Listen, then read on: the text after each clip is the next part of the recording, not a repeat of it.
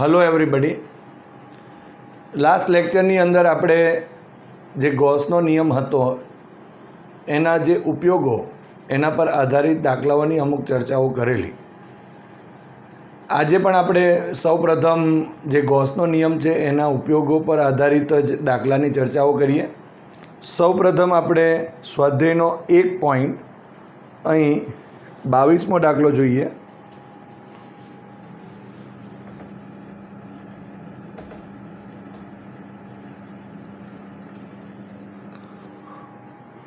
.4 મીટરનો વ્યાસ ધરાવતા એક સમાન વીજભારિત ગોળા પર વીજભારની પૃષ્ઠ ઘનતા 80 માઇક્રોકુલમ પર મીટર સ્ક્વેર છે. ક્વેશ્ચન એ, ગોળા પરનો વિદ્યુતભાર શોધો. અને ક્વેશ્ચન બી, આ ગોળાની સપાટીમાંથી બહાર જતું જે કુલ વિદ્યુત ફ્લક્સ કેટલું હશે. તો સૌપ્રથમ અહીંયા એક વાત નોંધી દઈએ કે અહીંયા સમાન વીજભારિત ગોળો છે. અહીં ગોળા માટે આપણે બે ટાઈપની વાતો કરી શકાય. એક તો ગોલીય કવચ બી હોઈ શકે અથવા તો ગોળો પણ હોઈ શકે. પણ જ્યારે પૃષ્ઠ ઘનતાના સંદર્ભમાં આપેલી હોય ત્યારે આપણે એને ગોળાકાર કવચ અથવા તો એને પોલો ગોળો કહીશું. અત્યારે આપણને પૃષ્ઠ ઘનતા આપેલી છે માટે આ ગોલીય કવચ છે. તો સૌપ્રથમ આપેલું શું છે એનો વ્યાસ આપણે લખી દઈએ પહેલાં. તો અહીં ગોલીય કવચનો વ્યાસ એ સ્મોલ ડી વડે દર્શાવી દઉં. એ 2.4 મીટર છે. માટે ગોલીય કવચની ત્રિજ્યા એટલે small r is equal to 1.2 metre થશે. હવે પૃષ્ઠ ઘનતા આપેલી છે વિદ્યુત ભારની પૃષ્ઠ ઘનતા. તો સિગ્મા ઇઝ ઇક્વલ ટુ 80 માઇક્રોકુલમ પર મીટર સ્ક્વેર. સો 80 ઇન્ટુ 10⁻⁻6 કુલમ પર મીટર સ્ક્વેર થશે. ઓકે. હવે અહીંયા 10 છે એટલે 8 ઇન્ટુ 10⁻1 કહેવાય એટલે અહીંયા -5 થઈ જશે કુલમ પર metre square. So sigma is equal to 8 into 10⁻5 coulomb પર મીટર સ્ક્વેર થયો. હવે ગોળા પરનો વિદ્યુતભાર શોધવાનો છે. અહીં પૃષ્ઠ ઘનતા આપેલી છે એટલે આપણે કહી શકાય અહીંયા કે એકમ ક્ષેત્રફળ દીઠ વિદ્યુતભાર આપણને આપેલો કહી શકાય અને એ સિગ્મા જેટલો છે. માટે જો આ આપણે અહીં કેપિટલ R લખી દઈશું. સ્મોલ આરની જગ્યાએ શું લખીએ? Capital R. કે ગોલીય કવચની ત્રિજ્યા જો R છે માટે 4πr². ક્ષેત્રફળ દીઠ વિદ્યુતભાર કેટલો? તો આપણને વિદ્યુતભાર પહેલાં મળી જશે અને ત્યાર પછી ગોસના નિયમનો ઉપયોગ કરીએ અને એ જે Q/ε0નું જે સૂત્ર છે એના ઉપરથી આ જે ગોલીય કવચ છે એની સાથે સંકળાયેલું જે કુલ વિદ્યુત ફ્લક્સ એ આપણે શોધી દઈએ. અહીંયા ε0 લખી દો. Is equal two 8.85 into 10⁻12 coulomb square પર ન્યૂટન મીટર સ્ક્વેર. તો અહીં લખીશું કે સમાન વીજભારિત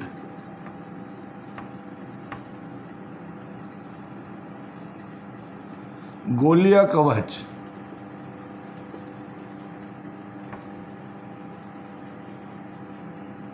પર વિદ્યુત ભારની પૃષ્ઠ ઘનતા સિગ્મા છે. માટે અહીંયા લખીશું એકમ ક્ષેત્રફળ દીઠ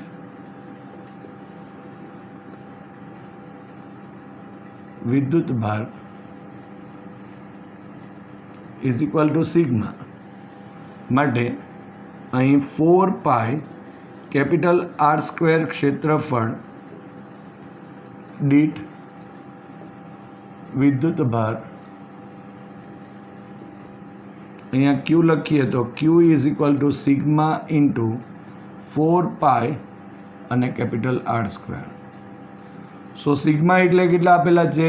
8 ઇન્ટુ 10⁻⁵ છે into 4 into 3.14 into 1.2 whole square. R is equal to તો ઇઝ ઇક્વલ ટુ ઇન્ટુ 10⁻⁵. હવે આ જે કેલ્ક્યુલેશન છે તે જોઈ લઈએ.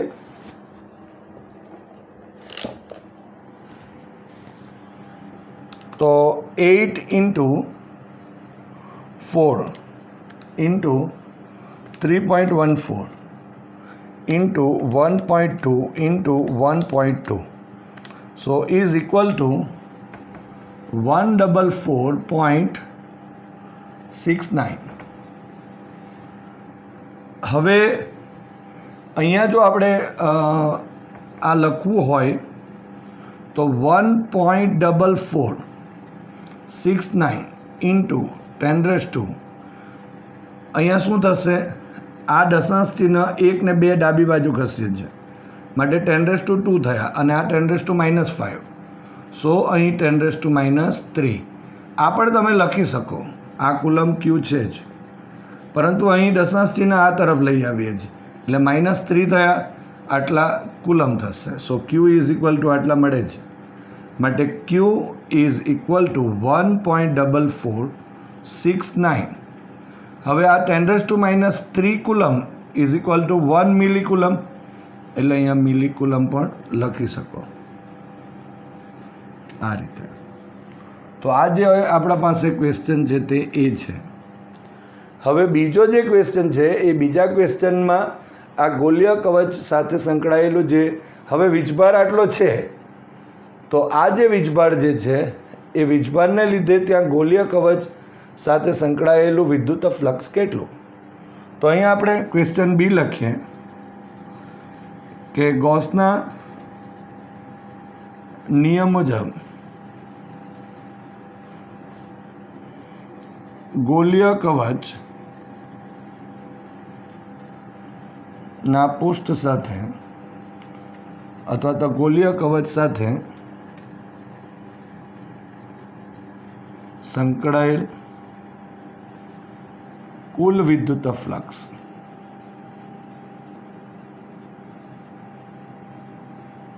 phi ઇઝ ઇક્વલ ટુ અહીંયા Q ડિવાઇડેડ બાય ε0. સો ક્યુની કિંમત અહીંયા 1.4469 ઇન્ટુ 10⁻³ કુલમ મળે છે અને અહીં 8.85 આ 8 છે ઇન્ટુ 10⁻12 થયા. સો અહીંયા phi ઇઝ ઇક્વલ ટુ અહીં 10⁻12 છે તો ઉપર અંશમાં જશે એટલે પ્લસ થયા. સો ઇન્ટુ 10⁻² કેટલા થશે? આ 10⁻² પ્લસ 12 અને આ -3 એટલે +9 થશે.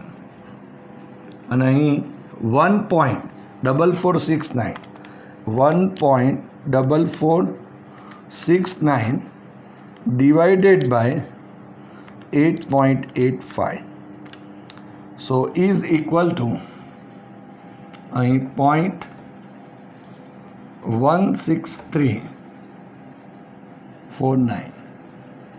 ફરી એકવાર જોઈ લઈએ. 1.4469 divided by 8.85 is equal to 0.16349. So અહીંયા આપણે phi ઇઝ ઇક્વલ ટુ લખી એક દશાંશ ચિહ્ન આ તરફ એટલે -1 10⁻⁻1 એટલે 1.6349 ઇન્ટુ 10⁻8 આટલા ન્યૂટન મીટર સ્ક્વેર પર કુલમ અથવા તો વોલ્ટ ઇન્ટુ મીટર થશે. તો આ રીતે આપણે અહીં જે આ ગોલીય કવચ છે એની સાથે સંકળાયેલું કુલ વિદ્યુત ફ્લક્સ એ પણ આપણે શોધી શકાય. હવે જે સ્વાધ્યાય છે તેનો 1.21મો દાખલો. 10 સેન્ટીમીટર ત્રિજ્યાના એક વાહક ગોળા પર અજ્ઞાત વીજભાર છે. ગોળાના કેન્દ્રથી 20 સેન્ટીમીટર દૂરના બિંદુએ વિદ્યુત ક્ષેત્ર -1.5 × 10³ ન્યૂટન પર કુલમ ત્રિજ્યાવર્તી દિશામાં અંદરની તરફ હોય તો ગોળા પરનો કુલ વિદ્યુતભાર કેટલો હશે? તો અહીંયા આપણને જે વાહક ગોળો આપેલો છે એની ત્રિજ્યા આપણને આપેલી છે 10 સેન્ટીમીટર અને કેન્દ્રથી સ્મોલ આર અંતરે વિદ્યુત ક્ષેત્ર પણ આપેલું છે. તો અહીં આપણને માંગેલું છે ગોળા પરનો કુલ વિદ્યુત ભાર અને ક્ષેત્રની દિશા એ ત્રિજ્યાવર્તી દિશામાં અને અંદરની તરફ છે. હવે આપણે જાણીએ છીએ કે ગોળાના સંદર્ભમાં જ્યારે પણ આપણે ચર્ચા કરીએ ત્યારે અહીંયા જે ગોળા પરનો કુલ વિદ્યુતભાર જો Q જેટલો હોય તો અહીં આપણે કહી શકાય કે બહારના કોઈ પણ બિંદુ માટે જે વિદ્યુત ક્ષેત્ર જે છે એ KQ / R² જેટલું થઈ જાય. તો અહીં આપેલી જે વિગત છે તે લખી દઈએ. આ સ્વાધ્યાયનો 1.21મો દાખલો છે.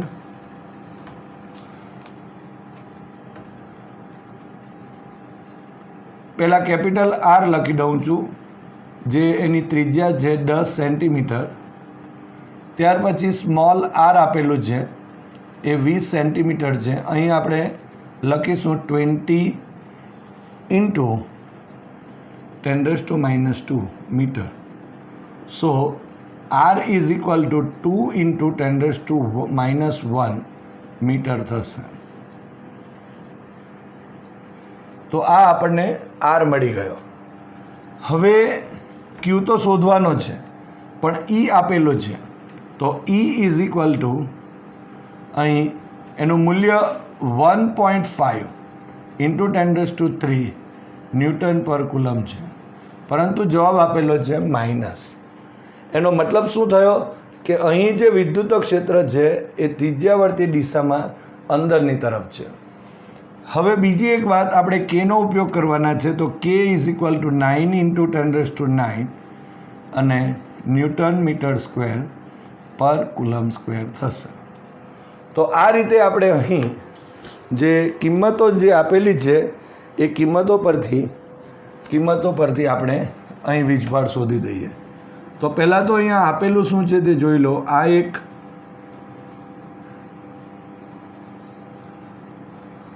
આ રીતે ગોળો વિચારી શકાય અને આ જે ગોળો જે છે એની ત્રિજ્યા જે છે તે કેપિટલ R જેટલી છે અને અહીં કોઈ એક બહારના બિંદુ પાસે, અહીંયા બહારનું બિંદુ થવાનું, કારણ કે R is equal two 10 centimetre છે ને આ 20 એટલે એના કરતાં ડબલ જેટલા અંતર, એટલે આટલાક પર હશે. તો આ બિંદુ P પાસે જે વિદ્યુત ક્ષેત્ર જે છે એ અંદરની તરફ બતાવેલું છે આ રીતે. એનો અર્થ શું થયો કે સમગ્ર જે વીજભાર જે છે તે અહીંયા જો કેન્દ્રિત હોય તો આપણે જાણીએ છીએ કે બિંદુવત વીજભારના લીધે જેટલું હોય તેટલું, એટલે કે KQ / R² જેટલું હોય. તો અહીં લખીએ, આ વિદ્યુત ક્ષેત્રની દિશા બતાવી દીધી. ઓકે, અને આ જે છે તે સ્મોલ r છે. તો અહીં લખીએ વિદ્યુત ભારિત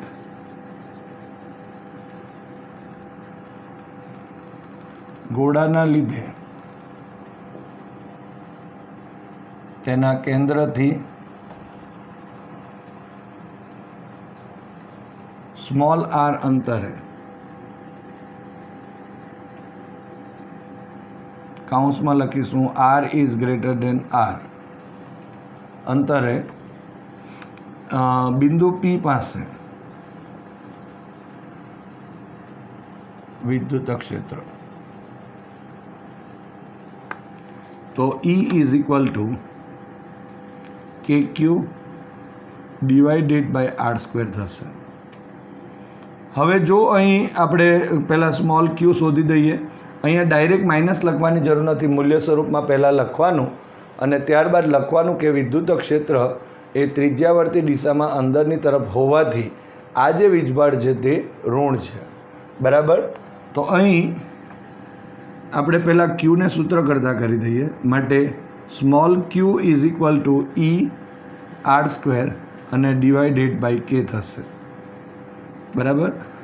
માટે અહીં લખીશું કે ગોળા પરનો કુલ વિદ્યુત ભાર small q is equal to ઈની કિંમત લખી દો 1.5 ઇન્ટુ 10³ ઇન્ટુ આરની કિંમત 2 ઇન્ટુ 10⁻⁻1 હોલ સ્ક્વેર અને ડિવાઇડેડ બાય 9 ઇન્ટુ 10⁹ થશે.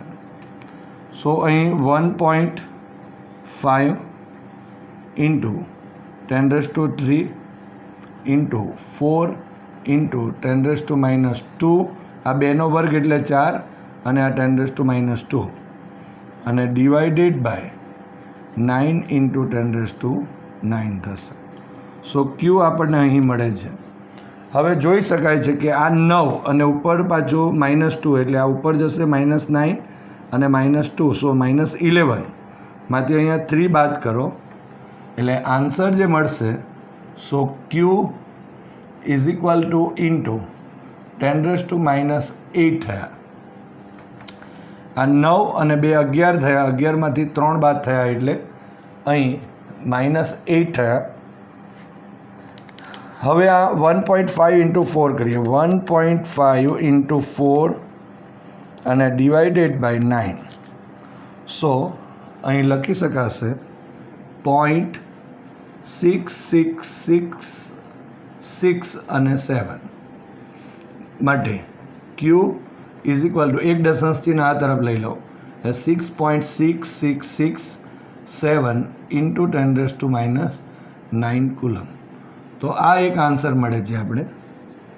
પરંતુ આપણે જાણીએ છીએ કે 10⁻9 કુલમ જો હોય તો અહીંયા q is equal to 6.6667 nano coulomb કહી શકાય. તો આ રીતે પણ આપણે લખી શક્યા. હવે આ જે વીજભાર છે એનું મૂલ્ય મળે છે, પરંતુ અહીં આપણે લખવું પડશે કે અહીં વિદ્યુત ક્ષેત્ર ત્રિજ્યાવર્તી દિશામાં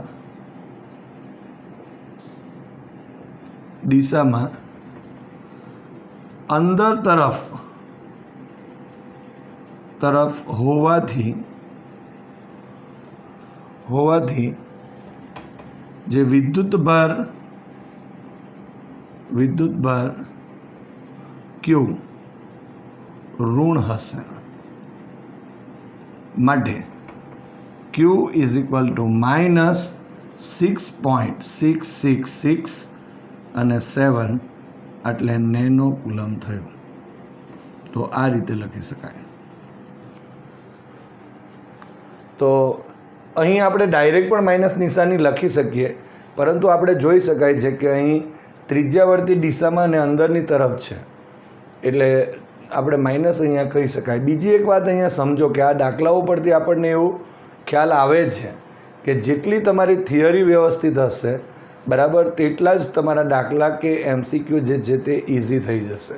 એટલે થોડી થિયરી ઉપર જે કોન્સન્ટ્રેટ વધારે કરવાનું, એના કન્સેપ્ટને એને સમજવાનું અને સાથે સાથે એના મેઇન પોઈન્ટો હોય એને નોટ ડાઉન કર્યા કરવાના. ઓકે. હવે સ્વાધ્યાયનો 1.30મો દાખલો જોઈએ. ગૌસના નિયમનો ઉપયોગ કર્યા સિવાય વિદ્યુત ભારની સમાન રેખીય ઘનતા લેમડા ધરાવતા લાંબા પાતળા તારને લીધે ઉદ્ભવતા વિદ્યુત ક્ષેત્રનું સૂત્ર મેળવો. સૂચન: કુલમના નિયમનો સીધો ઉપયોગ કરો અને જરૂરી સંકલનથી ગણતરી કરો. અહીંયા આપણને જે એક્ઝામ્પલ આપેલો છે એમાં આપણે અનંત લંબાઈના વીજભારિત સુરેખ તારને લીધે ઉદ્ભવતું વિદ્યુત ક્ષેત્ર ગૌસના નિયમને લીધે તો આપણે મેળવેલ છે. એનો આપણે આન્સર બી ખબર છે. E is equal to lambda divided by 2πε0 × r. પણ અહીં આપણને આ જે 1.30મો દાખલો છે એની અંદર ગૌસના નિયમનો ઉપયોગ કરવાનો નથી, અને ગૌસના નિયમનો ઉપયોગ કર્યા સિવાય આપણે આ જે E is equal to lambda divided by 2πε0 into R છે એને પ્રૂવ કરવાનું છે. તો આપણે અહીં આકૃતિ દોરી અને એને સમજીએ.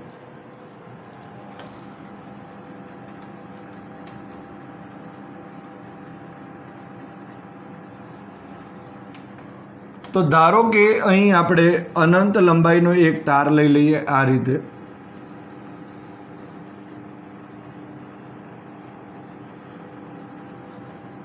હવે અનંત લંબાઈનો તાર છે એટલે આ રીતે આપણે 3 ટપકા બંને બાજુ બતાવી શકાય. એટલે આ તરફ જો વિચારીએ તો આ તરફ ઇન્ફાઇનિટી માઇનસ છે અને આ તરફ આપણે પ્લસ ઇન્ફાઇનિટી છે એમ કહી શકાય. હવે અહીં ધારો કે અહીંયા કોઈ એક જગ્યા એટલે O પર થી R જેટલા અંતરે એટલે આટલાક પર ધારો કે અહીંયા કોઈ એક બિંદુ છે. અહીંયા એ બિંદુ પાસે આપણે અહીં P બિંદુ છે, ધારો કે સ્મોલ r જેટલા અંતરે અહીંયા વિદ્યુત ક્ષેત્ર કેટલું છે એ શોધવાનું છે. તો હવે આના ઉપર શું છે, તો આના ઉપર ધન વીજભાર છે. જુઓ આ રીતે, બરાબર. તો આ રીતે અનંત આમ પ્રસરાયેલો વિસ્તરિત છે અને આમ છે. અહીંયા જે વિદ્યુતભાર છે એ સમાન વિદ્યુતભાર વિતરણવાળો છે અને જેની રેખીય ઘનતા એટલે કે વીજભારની રેખીય ઘનતા લેમ્બડા હોય એવો અતિ લાંબો એક સુરેખ તાર અહીં આપણને દર્શાવેલ છે. હવે આપણે આ તારના લીધે આ બિંદુ પાસેનું કુલ વિદ્યુત ક્ષેત્ર કેટલું છે તે શોધવાનું છે. તો સૌપ્રથમ આપણે શું કરીશું કે અહીંયા એક નાનો સૂક્ષ્મ ખંડ લઈ લઈએ. આટલેથી આ ભાગ આ દેખાય છે એટલા માટે આપણે આ રીતે બતાવીએ છીએ અને એને નામ આપી દઈએ dx, અને આ જે અંતર છે તેને x કહીશું. હવે આટલો સૂક્ષ્મ ભાગ હશે તો એના ઉપર એક વિદ્યુતભાર હશે જેને આપણે dq નામ આપીશું, બરાબર. તો ઓબ્વિયસલી છે કે dqના લીધે અહીંયા આ બિંદુ પાસે આ P બિંદુ પાસે જોઈ શકાય છે અહીંયા એક વિદ્યુત ક્ષેત્ર હશે જેની દિશા આપણે આ બતાવી શકાય, અહીંયા DE અહીંયા બતાવી શકાશે. તો સૌપ્રથમ આપણે એક વાત કરી શકાય કે અહીંયા આપણા પાસે સ્મોલ r છે, અહીંયા x છે. ધારો કે આ ખૂણો જે છે તે થીટા છે. તો અહીંયા જો આટલે નાનો dx લીધો એટલે આ દિશામાં હશે. અહીંયા જો હોત તો આ દિશામાં હોત, અહીંયા હોય તો આ દિશામાં હોત. તો એનો મતલબ શું થયો કે અહીંયા આપણે વિદ્યુત ક્ષેત્ર DE માત્ર આટલાના લીધે જ નથી, આ તો આમે અનંત છે અને આમે અનંત છે. એટલે જે રીતે અહીં જે આપણા પાસે નાનો પુષ્ઠખંડ આ જે નાનો આપણે સૂક્ષ્મખંડ લીધો છે એવો જ આટલા અંતરે બીજો પણ હોઈ શકે, જેના માટેની જે વાતો છે તે લગભગ બંને સરખી જ હશે. એટલે અહીંયા જો આપણે કહીએ તો આ dx છે અને અહીંયા પણ dq છે. આનું અંતર ધારો કે x જેટલું અને એના લીધે પણ અહીંયા આપણને મળશે. પણ સૌપ્રથમ પહેલાં આના માટે કે અહીંયા dq છે તો એના લીધે કેટલું થાય. તો એના માટે જો આકૃતિ દોરીએ તો આકૃતિ પરથી શું જોઈ શકાય છે, જુઓ. તો આકૃતિ પરથી જોઈ શકાય છે કે અહીંયા એના બે ઘટક થયા. ડીના કયા બે ઘટક થશે? બે ઘટક થશે. એક જે ઘટક છે આ થીટા છે તો આ એ થીટા જ થશે. તો આ જે ઉપરનો ઘટક છે એ DE અહીંયા સાઇન થીટા થશે, અને આ પાસેની થીટાની બાજુનો છે એટલે એને શું આવશે, અહીંયા આ જે ઘટક છે અહીંયા લખું છું DE અહીંયા કોસ થીટા થશે. ઓકે. તો એનો મતલબ આ અહીંયા નથી, આ અહીંયા છે. એટલે આ જ સબાચરની રીતે વિચારીએ, અહીંયા આમ સબાચર વિચારીએ તો આ રીતે થશે. એટલે DE અને અહીંયા સાઇન થીટા થાય. એનો મતલબ કે આટલા સૂક્ષ્મ ભાગ પરનો વિદ્યુતભાર આટલાના લીધે વિદ્યુત ક્ષેત્ર તો આટલું છે, પણ એ જે વિદ્યુત ક્ષેત્ર છે એના બે ઘટકો થયા, એક તો DE કોસ થીટા અને બીજું DE સાઇન થીટા થશે. હવે એ જ રીતે જો આપણે અહીંયા વિચારીએ તો અહીંયાથી પણ એટલા જ અંતરે જો વિચારીશું તો આ રીતે અહીંયા બિંદુ P પાસે આ અંતર બી આ અંતર ને આ અંતર બંને સરખા જ હશે. ધારો કે અહીંયા હું નામ આપું છું M, અહીંયા નામ આપું છું N, અને અહીંયા પણ વિદ્યુત ક્ષેત્ર બતાવવું હશે તો આ રીતે જ હશે. આ પણ DE જેટલું જ હશે. અહીંયા પણ ધારો કે થીટા જેટલા હશે તો આ એ થીટા જ થશે. તો આના પણ બે ઘટક થવાના, એક આ દિશામાંનો અને એક આ દિશામાંનો. એટલે અહીંયા પણ શું મળશે? આ જે ઘટક હશે ને આ ઘટક એ DE, આ ઘટક અહીંયા કહેવાશે, આ જે DE શું કહેવાશે? Sine theta. અને બીજો જે ઘટક મળશે એ આ પાસેની બાજુ હશે, અહીંયા એ આ દિશામાંનો હશે. આમ એ કયો મળશે? તો DE cos થીટા મળશે. એનો મતલબ એમ થયો કે આના લીધે જે DE cos થીટા ઘટક છે તે આ તરફ મળે છે, આના લીધે પણ DE cos થીટા ઘટક આમ મળે છે, પરંતુ DE sin થીટા આના લીધે તે આ તરફ અને આના લીધે જે મળે છે તે આ તરફ. તો અહીંયા એકબીજાની અસરને શું કરશે? નાબૂદ કરશે. એટલે તમે જોઈ શકો છો કે અહીં DE sin થીટા ઘટકો એકબીજાની અસરને નાબૂદ કરે છે. તો પરિણામી કોના લીધે હશે? તો જોઈ શકાય, જો આના લીધે, આ તો અનંત વિસ્તરિત છે એટલે બધે અહીંયા જો DQ DQ DQ DQ, તો એના લીધે અહીંયા DE DE DE, અને એના પર DE cos theta DE cos theta DE cos theta. આ તરફ બી બધા આમ હશે તો બધાનો શું કરવો પડે? સરવાળો કરવો પડે. પણ બધાનો જો સરવાળો કરીએ તો અહીંયા સતત વિતરણ છે, અને જો સતત વિતરણ હોય તો બટ ઓબ્વિયસ છે કે આપણે શું લખવું પડે? સંકલન લખવું પડે. તો સંકલન ક્યાંથી ક્યાં લખીશું? તો -ઇન્ફાઇનિટીથી અહીંયા +ઇન્ફાઇનિટી. એનો મતલબ શું થયો કે આટલે આપણે લઈશું ને તો એનો DE sin થીટા અને અહીંયાનો જે હશે તે બંને એકબીજાની અસરને નાબૂદ કરશે, પણ બધા જ DE cos થીટા આ દિશામાં હશે. એટલે પરિણામી જો વિદ્યુત ક્ષેત્ર P બિંદુ પાસે જો આપણે EP લખીએ તો is equal to integration -minus infinity to +plus infinity અને DE cos થીટા જેટલું થશે. હવે અહીંયા આપણે બધી કિંમતો જે આપેલી છે, લેમડા જેટલી રેખીય વીજભાર ઘનતા આપેલ છે, તો એના ઉપરથી DQ કેટલું છે તે શોધી કાઢો. એના લીધે આ નાના જે સૂક્ષ્મ ખંડ છે એના પરના આ વીજભારને લીધે અહીંયા વિદ્યુત ક્ષેત્ર DE કેટલું હોઈ શકે તે લખી દઈએ. બીજી એક વસ્તુ અહીંયા તમે જોઈ શકો છો કે આ જે કિંમત છે અહીંયા x, અહીંયા r છે, તો અહીંયા જો આપણે કહીએ તો એ x² + r² થશે. અહીંયા પણ એટલી જ કિંમત થશે પાયથાગોરસના નિયમ મુજબ, x² + શું થશે? r². તો આ બંને બાબતો આપણે લખી દઈએ. લેમડા પણ, આ DQ પણ આપણે શોધી દઈએ. તો અહીંયા લખીએ કે વિદ્યુત ભારની રેખીય ઘનતા લેમડા છે માટે શું લખાશે? એકમ લંબાઈ દીઠ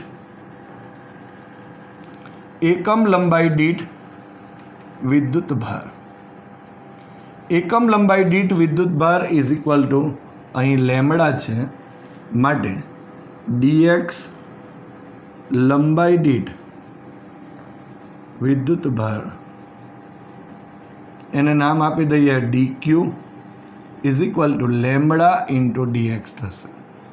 તો આ એક સમીકરણ મળી ગયું. તો અને એક નામ આપી દઈએ. હવે લખીશું કે અહીં બિંદુ O થી x જેટલા અંતરે આ જે DQ વીજભાર જે છે, તો બિંદુ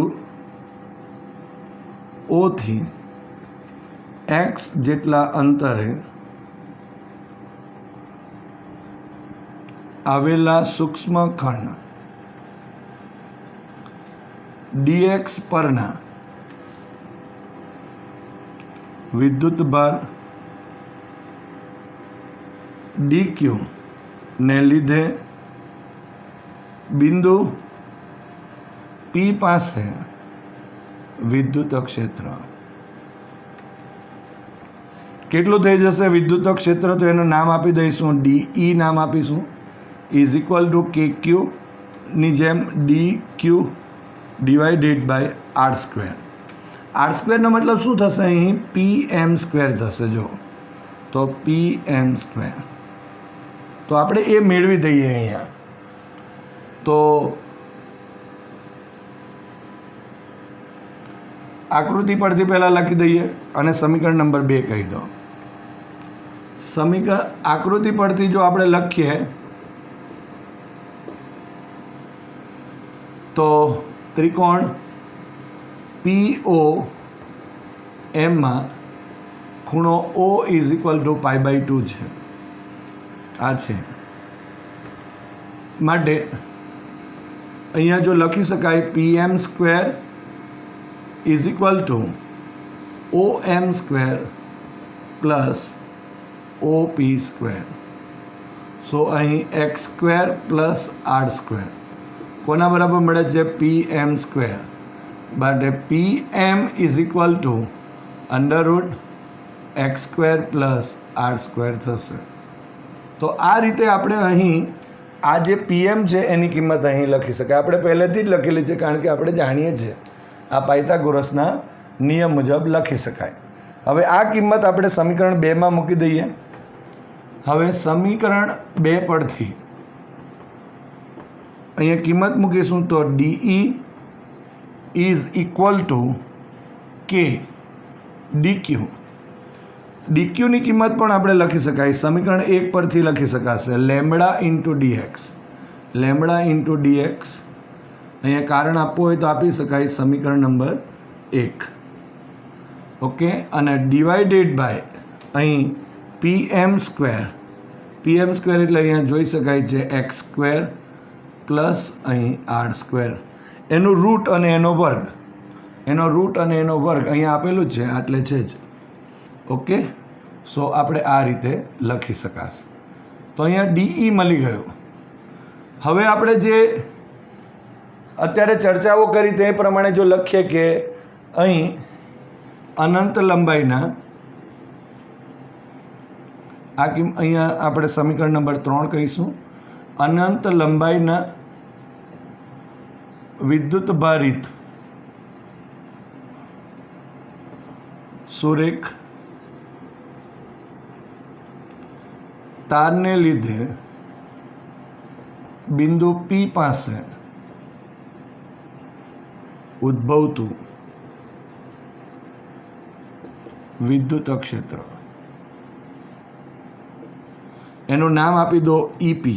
EP ઇઝ ઇક્વલ ટુ કેટલા થશે? તો આપણે માઇનસ ઇન્ફાઇનિટી ટુ પ્લસ ઇન્ફાઇનિટી લખીશું અને અહીં DE cos થીટા લખાશે. એટલે DE cos થીટાની કિંમત આપણે અહીં લખવી પડશે. હવે DEની કિંમત સમીકરણ નંબર 3 પરથી લખી દો. એટલે સમીકરણ નંબર 3 પરથી અહીં EP is equal to integration minus infinity to plus infinity. DEની કિંમત કેટલી થવાની? K lambda into DX divided by x square plus R square અને ઇન્ટુ આ કોસ થીટા આવશે. ફરી એકવાર જોઈ લો. K lambda DX, K lambda DX x square plus R square અને કોસ થીટા થશે. હવે આપણે શું કરીશું કે અહીં જો આ K લેમ્બડા જે છે એ બી અચળ છે. અહીં DXની કિંમત મૂકવી પડશે અને આ કિંમતો મૂકીએ અને આ થીટાનો સંદર્ભ બનાવી દઈએ. એટલે અહીંયા શું થશે કે અત્યારે જો આપણે કહીએ તો થીટા માટે જો વાત તો હવે આ EPની કિંમત આપણે અહીં આ રીતે લખી દઈએ. EP ઇઝ ઇક્વલ ટુ આ K અને લેમ્બડા બહાર લઈ લઉં છું અને અહીંયા integration minus infinity to plus infinity અને DX divided by x square plus R square into cos theta. તો આ રીતે આપણે ઈપી અહીં મળે છે. હવે આ જે કિંમત છે ડીએક્સની કિંમત શોધીએ. તમે જોઈ શકો છો કે અહીં આ જે ત્રિકોણ POM છે એની અંદર tan થીટા લખીએ તો x ડિવાઇડેડ બાય r થશે, અને એનો ઉપયોગ કરી અને અહીંયા dx પણ મળશે, x પણ મળશે, અને એને થીટામાં ફેરવી દઈએ. પણ થીટામાં ફેરવીએ તો તમે જોઈ શકો છો, જો અહીંયા પહેલાં જો આપણે આમ વિચારીએ તો અહીંયા 0 કહેવાશે, આટલે મૂક્યું તો થીટા થયું. હજુ જરાક આપણે આમ અહીંયા લઈ જઈશું તો હજુ આ થીટા મોટો થતો જાય છે. જો અહીંયા લઈશું તો થીટા હજુ મોટો થશે, હજુ જો લઈશું તો થીટા મોટો થતો જાય, એટલે થીટા આમ મોટો થતો જશે. એનો મતલબ કે પ્લસ ઇન્ફાઇનિટી એટલે ઘણે જ દૂર હશે તો આ જે એંગલ જે છે તેને π/2 લખી શકાય. અને આ તરફ જો આપણે વિચારીએ તો અહીંયા માઇનસ ઇન્ફાઇનિટી છે તો આમ મોટો થતો જશે, અહીંયા હશે તો આમ મોટો થઈ જશે, અહીંયા હશે તો એના કરતાં મોટો થવાનો, અહીંયા હશે તો એના કરતાં મોટો થશે, અને આ તરફ -π/2. એટલે થીટાનો સંદર્ભ આવશે તો જે લિમિટ છે એ -π/2 થી π/2ની થઈ જશે. અને કિંમત મૂકીએ તો જે આપણે અહીં મેળવવા માંગીએ છીએ E = λ/2πε0 × r મળી જશે. અને એની દિશા કઈ અત્યારે જોઈ શકાય છે તો આ તરફની દિશા છે, બહારની તરફ છે. અહીંયા ધન છે ને એટલે આ જો બહારની તરફ આ DE cos θ વાળી દિશામાં હશે. ઓકે, તો એ આપણે મેળવીએ. હવે આકૃતિ પરથી પહેલાં આપણે અહીં આ જે tan θ છે તે લઈ લઈએ. એટલે અહીંયા લખીશું આકૃતિ પરથી ત્રિકોણ POM માં ખૂણો O બરાબર π/2 માટે tan θ ઇઝ ઇક્વલ ટુ અહીં x ડિવાઇડેડ બાય r થશે, અહીં x/r થયો માટે x is equal two r tan θ થયું. તો અહીં x તો મળી જાય છે. જુઓ, હવે અહીં xની કિંમત માટે જો આપણે લખીએ કે જ્યારે x ઇઝ ઇક્વલ ટુ -ઇન્ફાઇનિટી તો અહીંયા શું થશે, થીટા ઇઝ ઇક્વલ ટુ -π/2, અને x ઇઝ ઇક્વલ ટુ +ઇન્ફાઇનિટી તો થીટા ઇઝ ઇક્વલ ટુ +π/2 થાય. એટલે અહીંયા સંકલન બદલાશે. હવે આનું વિકલન કરી નાખીએ તો અહીંયા વિકલન લેતા વિકલન જો લઈએ તો શું થશે, dx/dθ થયો ઇઝ ઇક્વલ ટુ r તો કોન્સ્ટન્ટ છે, tan જે છે એનું વિકલન sec² θ થશે, અને અહીંયા જે થીટાનું તો પાછું 1 જ થશે. માટે dxની કિંમત પણ મળી જવાની, dx is equal two r sec² θ × dθ થશે. તો આ રીતે આપણને dx પણ મળી ગયો. આ સમીકરણ નંબર જે 4 છે એની અંદર આપણે xની કિંમત પણ મૂકી શકાય અને સાથે સાથે dxની કિંમત પણ મૂકી દઈએ અને આ લિમિટ પણ ચેન્જ કરી શકીએ અહીંયા. તો અહીં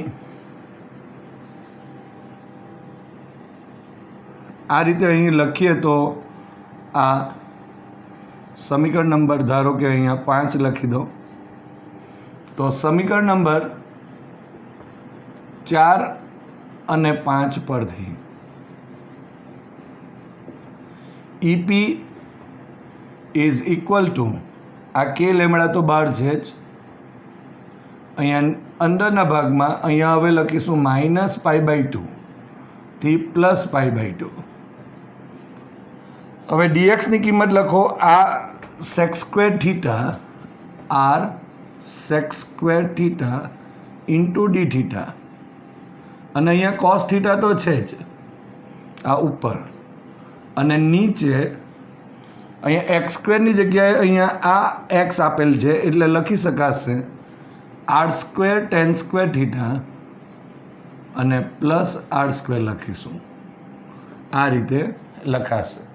એટલે બધી dxની કિંમત બી મળી ગઈ અને થીટા સ્વરૂપમાં બધું આવી જશે. આને હું ઇરેઝ કરી નાખું છું. તો હવે અહીંયા જે આપણે પદ મળશે તે k લેમડા, આ k લેમડા થશે, ઇન્ટિગ્રેશન -π/2 થી +π/2 અને અહીંયા r sec² θ ઇન્ટુ cos θ આગળ લઈ લો ઇન્ટુ dθ. ઓકે, અને ડિવાઇડેડ બાય આ r² કોમન લઈ લઉં છું એટલે અહીંયા શું આવી જશે tan² θ +1 થશે. હવે tan² + 1 અથવા 1 + tan² θ = sec² θ થશે. બીજી એક વાત, અહીંયા એક r અહીંયાથી કેન્સલ થયું.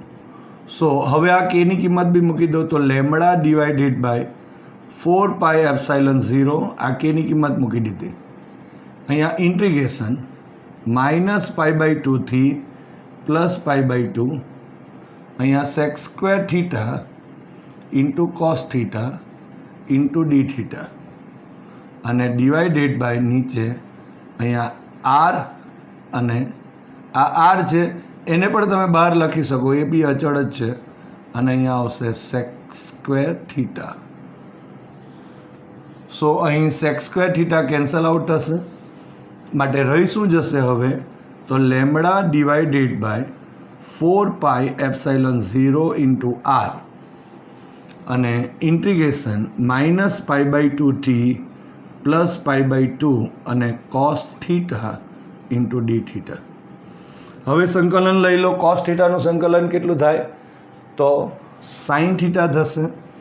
સો લેમડા ડિવાઇડેડ બાય 4πε0 અને અહીંયા r અહીંયા આવશે sin θ, એની લિમિટ લખી દો અહીંયા -π/2 થી +π/2.